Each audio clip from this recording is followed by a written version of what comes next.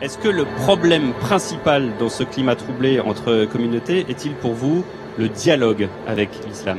Bien sûr, c'est souvent de l'absence de dialogue que naissent les incompréhensions et que des incompréhensions naissent les tensions et que des tensions naissent les conflits.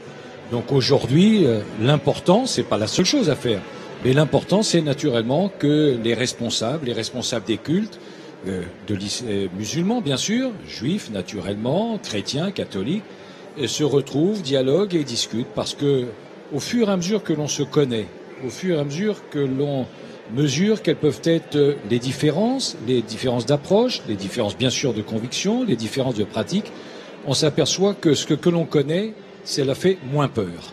Et aujourd'hui, incontestablement, il y a dans notre société une tension qui provient de la peur. Est-ce que dans cette maintenance et dans cette amélioration du dialogue, il faut faire attention aux petites phrases comme celle de Roger Kuckerman l'autre jour sur Europe 1 qui disait que il résumait les violences antisémites à des actes commis par des jeunes musulmans? Oui, Roger Kuckerman, donc le président du CRIF, s'en est expliqué. J'étais d'ailleurs moi-même présent à la soirée du CRIF.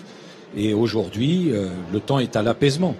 C'est la volonté du président du CRIF, c'est aussi la volonté, d'ailleurs je l'ai observé, du sage président du culte français et du culte musulman, le recteur de la Grande Mosquée de Paris, le recteur Boubaker.